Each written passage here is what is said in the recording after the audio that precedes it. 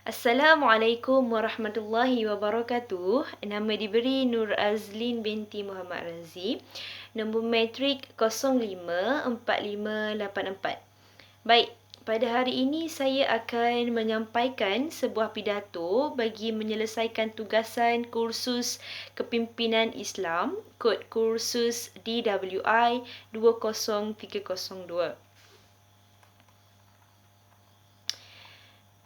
Bismillahirrahmanirrahim. Alhamdulillahi rabbil alamin. Wassalatu wassalamu ala asyrafil anbiya'i wal mursalin wa ala alihi wa sahbihi ajma'in. Amma ba'd. Kepada rakan-rakan yang saya hargai sekalian, pertama sekali, marilah sama-sama kita memanjatkan kesyukuran kehadrat Ilahi kerana limpah rahmat dan kurnianya kita masih diberikan kesihatan dan nikmat yang berterusan dalam menjalani kehidupan seharian.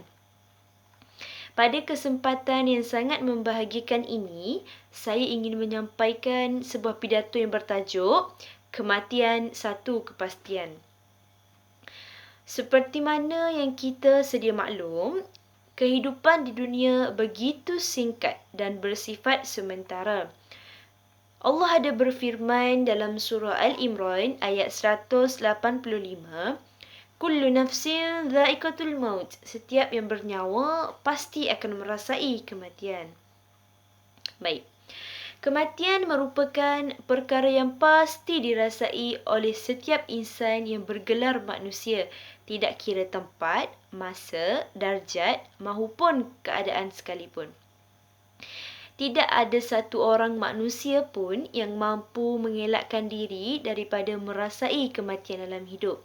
Kematian adalah sebuah jambatan yang menghubungkan dua kehidupan, iaitu kehidupan dunia dan kehidupan akhirat. Dunia adalah tempat manusia membina bekal menuju kehidupan yang kekal dan abadi, iaitu akhirat.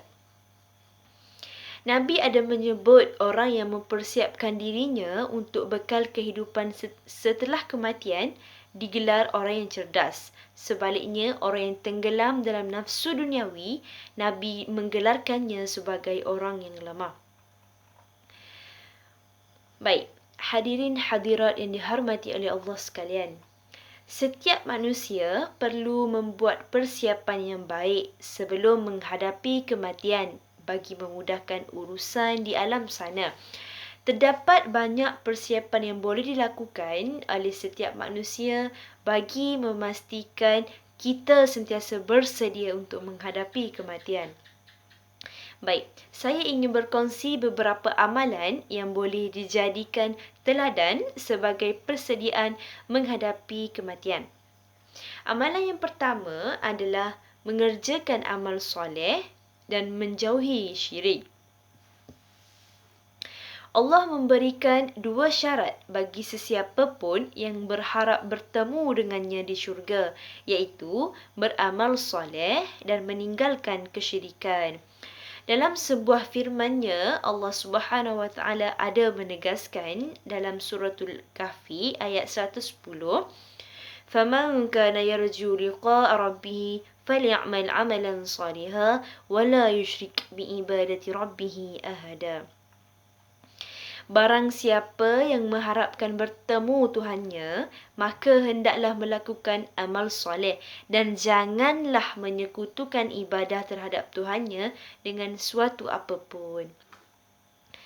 Allah juga ada berfirman dalam surah An-Nisa ayat 48, "Inna Allah la yaghfiru an yushraka bihi wa yaghfiru ma duna dhalik liman yasha' wa man yushrik billahi faqad iftara ithman azima."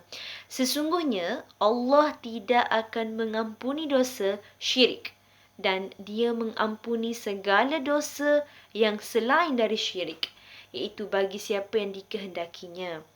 Barang siapa yang mempersekutukan Allah, maka sesungguhnya ia telah berbuat dosa yang besar.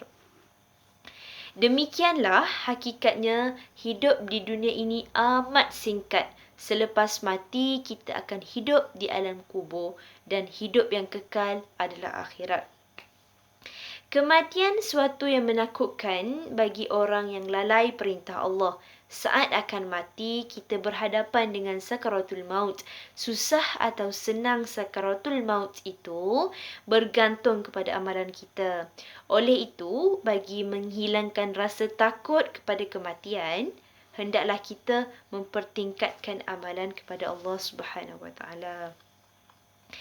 Baik, amalan yang kedua adalah sentiasa memohon keampunan daripada Allah Subhanahu Wa Taala dan melazimi istighfar.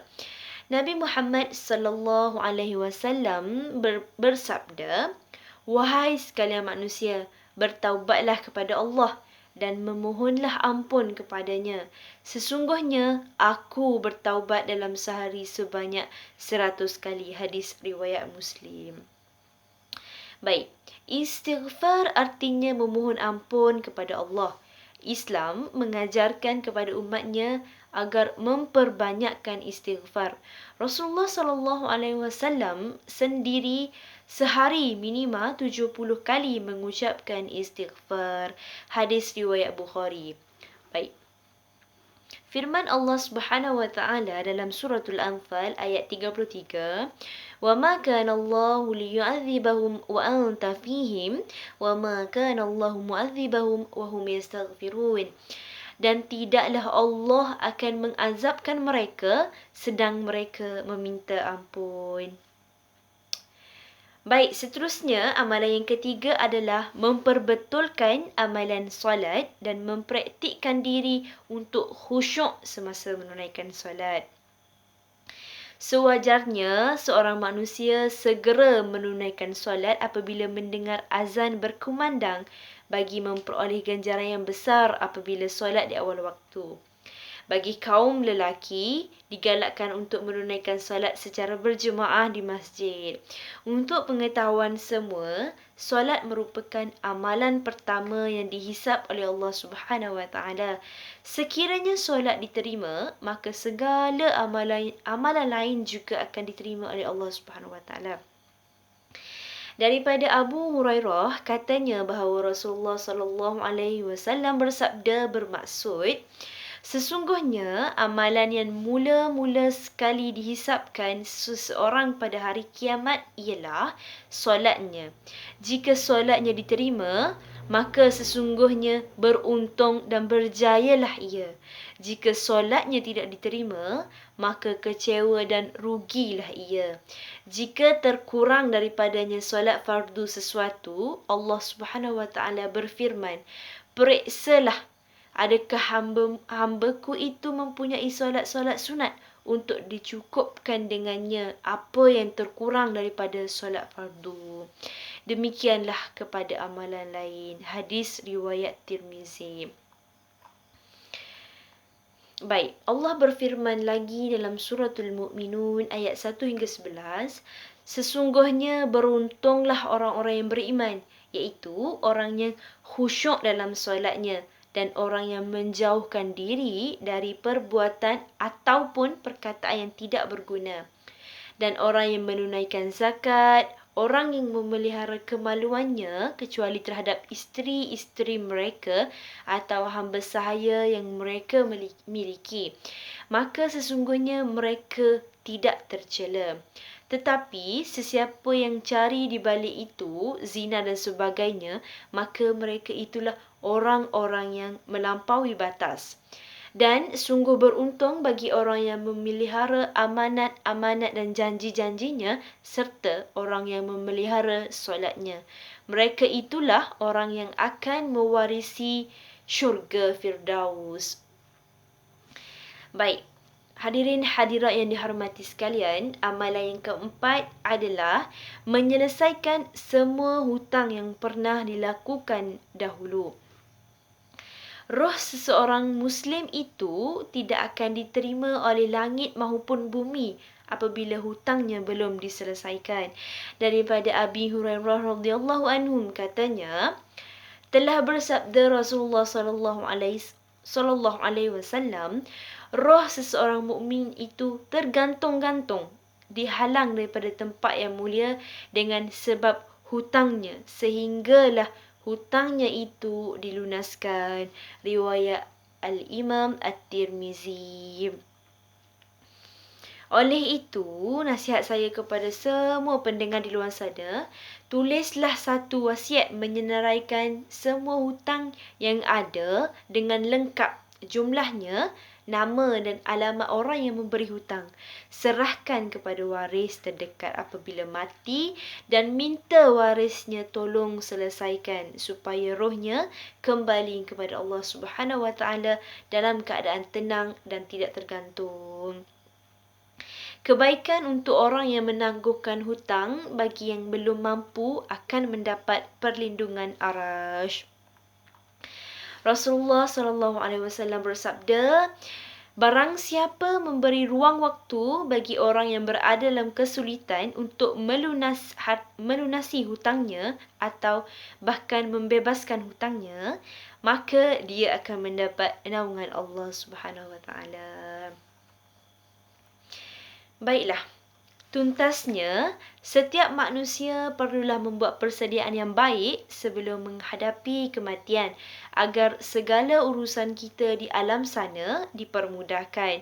Amalkanlah segala amalan tersebut sebagai usaha kita semasa di dunia ini supaya apabila kita bertemu dengan Allah Subhanahu Wa Taala di alam barzah dan hari akhirat nanti, kita telah membuat sesuatu yang dapat membantu kita dan menyelamatkan diri daripada halangan dan gangguan untuk mendapatkan keampunan di sisi Allah Subhanahu Wa Taala.